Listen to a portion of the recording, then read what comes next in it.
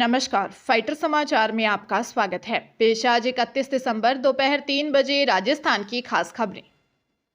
साल 2023 की विदाई की घड़ी आ गई है और नए साल यानी 2024 में देश की जनता के सामने सबसे बड़ा सवाल यही होगा कि अगले 5 साल के लिए वो सरकार की कमान किसके हाथ में देगी। क्या पिछले 10 साल से सत्ता में काबिज बीजेपी पिछले 2 चुनावों की तरह एक बार फिर धमाकेदार जीत दर्ज कर अपनी हैट्रिक पूरी करेगी या फिर कोई बड़ा बदलाव देखने को मिलेगा और फिर से देश में मिलीजुली सरकारों का दौर लौटेगा। एक मीडिया चैनल को दिए इंटरव्यू में प्रधानमंत्री नरेंद्र मोदी ने इस सवाल का जवाब देते हुए कहा कि देश की जनता मिलीजुली सरकारों को देख चुकी है, इसलिए स्वाभाविक रूप से उनकी पसंद बीजेपी ही है। पीएम मोदी ने कहा, आज लोगों, विशेषज्ञों, जनमत बनाने वालों और मीडिया के मित्रों के बीच भी आम राय है कि हमारे देश को मिलीजुली सरकार की जरूरत नहीं है। लोग मिलीजुली सरकारों के युग में सुशासन का अभाव, तुष्टीकरण की राजनीति, भ्रष्टाचार देख चुके हैं।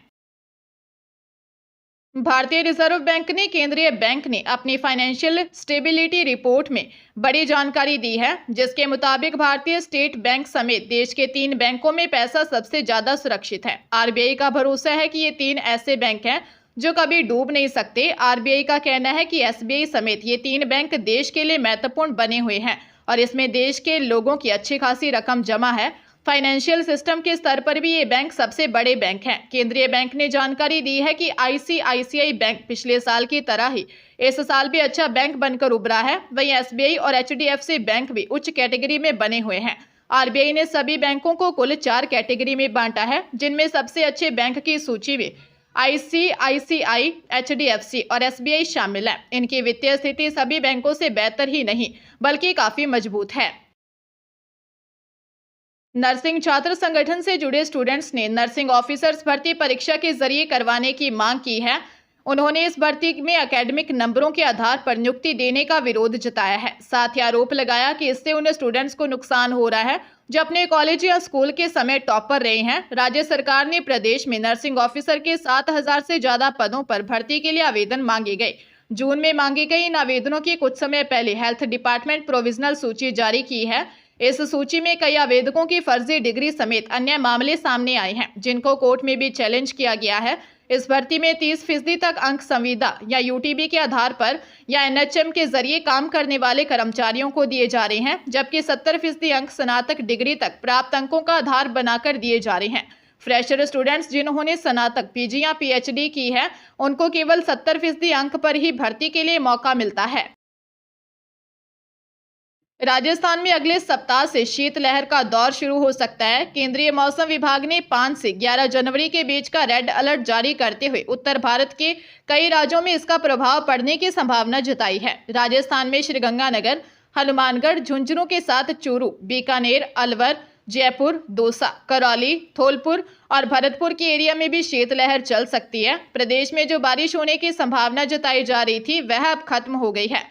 हवाओं की दिशा बदलने के कारण ऐसा माना जा रहा है कि 1-2 दिन पहले तक मौसम विभाग ने अनुमान जताया था कि राज्य के दक्षिण पूर्वी हिस्से, कोटा, उदयपुर, भरतपुर संभाग के जिलों में बादल छाने और बारिश होने की संभावना जताई थी, लेकिन अब ऐसा कम ही होने की संभावना है। वहीं राजस्थान में रात के साथ अब दिन भी ज्यादा ठंडे होने लगे हैं। गुलाबी नगरी में टूरिज्म सीजन परवान पर है। पर्यटक अब हवाई भ्रमण भी कर सकेंगे। राजधानी जयपुर में हेलीकॉप्टर जॉय राइड का शुरुआत हो गई। पर्यटक हवाई सफर करके शहर की वादियों का अद्भुत नजारा देख सकेंगे। दोपहर 2 से शाम 4 बजे तक जयपुर के आमेर से हेलीकॉप्टर जॉय राइड की शुरुआत की गई। नए वर्ष पर पर्यटकों को गुलाबी नगरी आसमान से दिखाने का ये प्रयास है। पर्यटक हेलीकॉप्टर राइडिंग का लुत्फ उठा रहे हैं। हेलीकॉप्टर से आमेर की खूबसूरत वादियों का दृश्य काफी अद्भुत लगता है। आमेर के कुकस स्थित शिव विलास होटल से हेलीकॉप्टर जॉय राइड शुरू की जा रही है।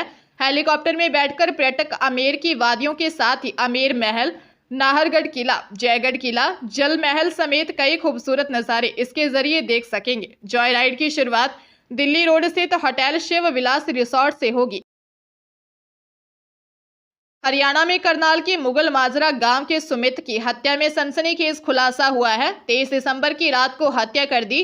परिजन भी मान चुके हैं कि सुमित का 6 वर्ष से पड़ोस की एक महिला के साथ प्रेम प्रसंग चल रहा था। करीब 2 साल से महिला का दूसरे प्रेमी के साथ भी प्रेम प्रसंग चल रहा था। युवक की 17 जनवरी को शादी होनी थी। इसके चलते महिला सुमित से दूर रहने लगी। महिला की परेशानी को देखकर दूसरे प्रेमी ने सुमित की हत्या की और रात को ही शव को ठिकाने लगा दिया। आरोपी महिला व दूसरे प्रेमी ने यह खुलासा पुलिस पूछताछ में किया है। कुंजपुरा थाना SHO तरसेम काम्बोज ने बताया कि पुलिस ने इस मामले में महिला व उसके प्रेमी को पूछताछ के लिए हिरासत में लिया है। दोनों से पूछताछ की जा रही है। नवगठित जिले अनूपगढ़ में कचरा फेंकने के विवाद पर 3 युवकों ने एक युवक की हत्या कर दी। हमले के बाद से आरोपी फरार है। मृतक के चचेरे भाई ने हत्या के आरोप लगाते हुए रिपोर्ट दर्ज करवाई है।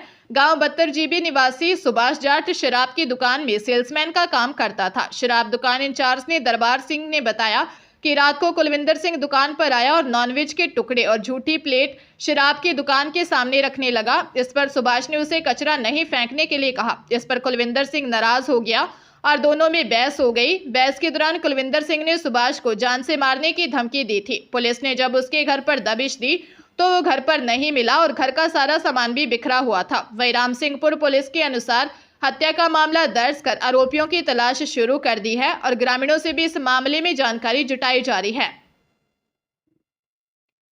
बूंदी जिले की सदर थाना पुलिस ने 27 लाख रुपए के चावल खुर्द-बुर्द करने के मुख्य आरोपी को गिरफ्तार किया है। मामले में एक सहयोगी आरोपी को पुलिस पहले ही गिरफ्तार कर चुकी है। आरोपी के खिलाफ विभिन्न थानों में मारपीट सहित अलग अलग धाराओं में 15 से अधिक मुकदमे दर्ज हैं। थाना अधिकारी अरविंद भारद्वाज ने बताया कि 27 अक्टूबर 2023 को चित्तौड़ रोड स्थित एक राइस मिल से 27 लाख रुपए की लागत के 700 कट्टे खुर्द-बुर्द हुए थे। इस केस के मुख्य आरोपी जितेंद्र सिंह को पुलिस ने कोटपुतली पांचूडाला से गिरफ्तार कर लिया। आरोपी घटना के बाद से फरार चल रहा था, जिसके पुलिस टीम को तलाश थी। उन्होंने बताया कि मामले में सहयोगी आरोपी मालीराम को पुलिस पूर्व में ही गिरफ्तार कर चुके थे, जो न्यायिक अभिरक्षा में चल रहा है। राजस्थान स्वास्थ्य विज्ञान विश्वविद्यालय यानी RUHS की ओर से फार्मेसी, पैरामेडिकल, नर्सिंग और फिजियोथेरेपी में चॉइस फिलिंग की अंतिम तिथि आज रविवार 31 दिसंबर तक बढ़ा दी है। Bachelor in pharmacy B pharma, diploma in pharmacy D pharma, paramedical, bachelor of physiotherapy BPT, master in public health MPH, MSc nursing और MSc मेडिकल कोर्सेज आदि शामिल हैं। विस्तृत जानकारी RUHS की वेबसाइट पर उपलब्ध है।